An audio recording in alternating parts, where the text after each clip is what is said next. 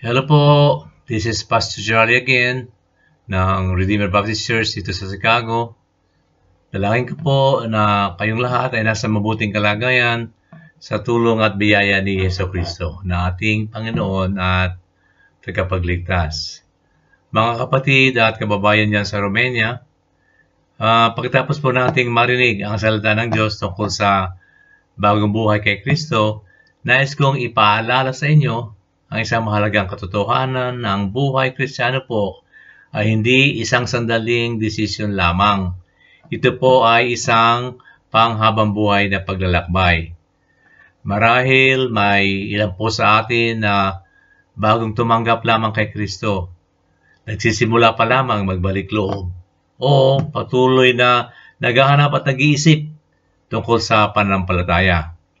Ano man po ang inyong kalagayan, ang tanong po ngayon ay hindi lamang anong narinig ko, kundi paano ako magpapatuloy. Dahil ang tunay na pagbabago ay hindi po nasusukat sa isang araw lamang, kundi sa patuloy na paglakad kasama ang Panginoon. Kaya nga po, kailangan nating manatili kay Kristo araw-araw. Sabi po sa John 15 verses 4 and 5, "Abide in me, and I in you. As the branch cannot bear fruit of itself, except it abide in the vine, no more can you, except you abide in me. I am the vine, you are the branches. He that abideth in me, and I in him, the same bringeth forth much fruit. For without me, you can do nothing." In short po sa Tagalog, manatili kayo sa akin at ako'y manatili sa inyo. Sapagkat kung kayo hiwalay sa akin, wala kayong magagawa. Mga kapatid, ito po ang pundasyon ng lahat, na tayo ay manatili kay Kristo. Ano po ba ang ibig sabihin ng manatili? Well, ang salitang manatili po ay nangangahulugang patuloy na koneksyon, tuloy-tuloy na relasyon, hindi pansamantala, kundi pang-araw-araw. Hindi po ito masaganang, minsanang paglapit lamang, kundi kung lalapit lang tayo tuwing may problema. Ito po ay buhay na nakasentro kay Kristo araw-araw. Sa John 15 po natin binasa ay ginamit ni Jesus ang halimbawa yung halimbawa ng sanga at puno, na kung saan po na ang sanga hindi nabubuhay sa sarili at ang buhay nito ay galing sa puno. Ganon din po tayo. Kung hiwalay tayo kay Kristo, hihina ang ating pananampalataya. Mawawala ang direksyon, matutuyo ang ating spiritual na buhay.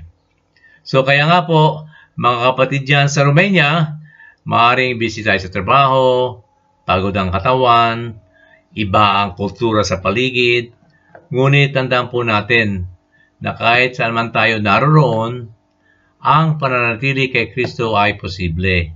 Amen po ba? Sa totoo lang po, ang lakas ng Kristiyano ay hindi lang sa sarili, kundi sa kanyang koneksyon kay Kristo. Kaya nga kailangan natin magpatuloy sa salita ng Diyos. Ang sabi po sa Colossians 3:16, "Let the word of Christ dwell in you richly in all wisdom, teaching and admonishing one another in psalms and hymns and spiritual songs, singing with grace in your heart to the Lord." Right? In short, sa Tagalog po, manahan nawa ng sagana sa inyo ang salita ni Kristo. Manahan, hindi po dumaan lamang. Hindi po sinabi na makinig kayo paminsan-minsan. Ang sabi po ay manahan ng sagana.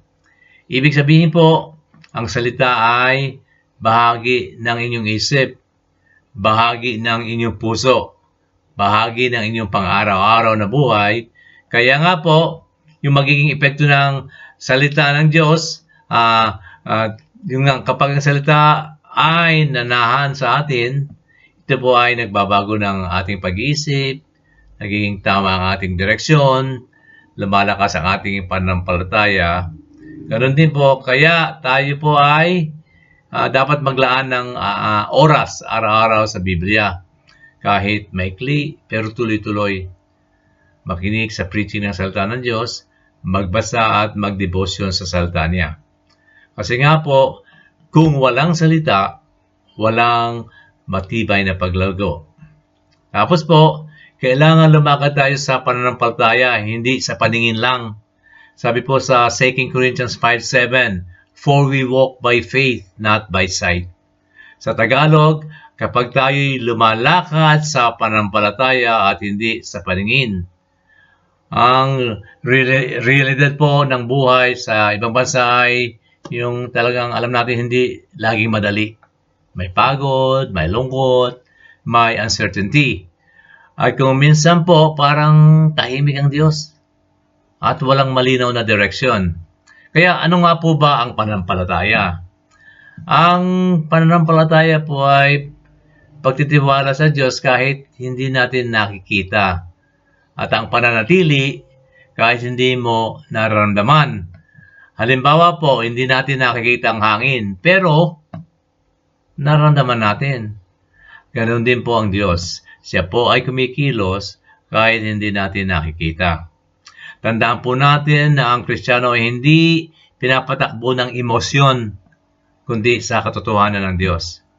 Tapos po, dapat huwag tayong bumalik sa dating buhay. Sabi po sa Romans 6:4, "Therefore we are buried with Him by baptism into death, that like as Christ was raised up from the dead by the glory of the Father, even so we also should walk in newness of life." In short, sa Tagalog, tayo makalakad sa panibagong buhay. Kasi po, may bagong direksyon na tayo. Kung tayo ay kay Kristo, may bagong buhay, may bagong landas. Hindi na tayo dapat bumalik sa dating kasalanan, sa dating ugali, sa dating paraan ng pamumuhay. At saka dapat malaman din po natin na hindi tayo perfecto, pero may direksyon. Amen po ba? Hindi ibig sabihin po na Kristiyano na tayo, hindi na tayo magkakamali. Ngunit, ibig sabihin po ay hindi na tayo komportable sa kasalanan dahil may pagbabago ng puso sa atin. Sa totoo lang po, ang tunay na bagong buhay ay may bagong direksyon. Kaya nga po dapat panghawakan natin ang pangako ng Diyos. Sabi po sa Hebrews 13:5, "Let your conversation be without covetousness, and be content with such things as you have. For He had said, what I will never leave thee, nor forsake thee." Sa Tagalog, hindi kita iiwan, ni papabayaan man. So, mga kapatid at kababayan dyan, maaring malayo kayo sa pamilya, maaring may lungkot sa puso, at maaring nag-iisa sa kung minsan, ngunit tandaan po natin na ang pangako ng Diyos ay hindi kita iiwan. At alamin din natin na ang presensya ng Diyos ay hindi po limitado sa lugar o nakadepende sa sitwasyon. Kasama po natin siya sa trabaho, sa bahay, sa bawat araw, kailanman. Tandaan po natin na ang presensya ng Diyos ang ating pinakamatibay na seguridad. At sa panghuli po, mga kapatid dyan sa Romania, kung kayo po ay bagong mananampalataya, magpatuloy kayo. Kung kayo nanghihina, bumangon kayo. Kung kayo naghahanap pa, mas lalong lumapit kayo kay Kristo. Sana po huwag ninyong bayang manatili lamang sa isang alaala ang mensaheng ito. Sana po ay gawin nyo itong simula ng tuloy-tuloy na paglakad kay Kristo. At nawa po ay tandaan ninyo ang isa pang prinsipyo na ang paglago ay posible lamang kung may buhay, na kung tayo ay tunay na buhay kay Kristo, tayo ay lalago. Kung walang paglago, dapat mong tanungin, ako ba ay tunay na nakakonek kay Kristo? Yun po. So God bless po. Till the next time. Bye-bye.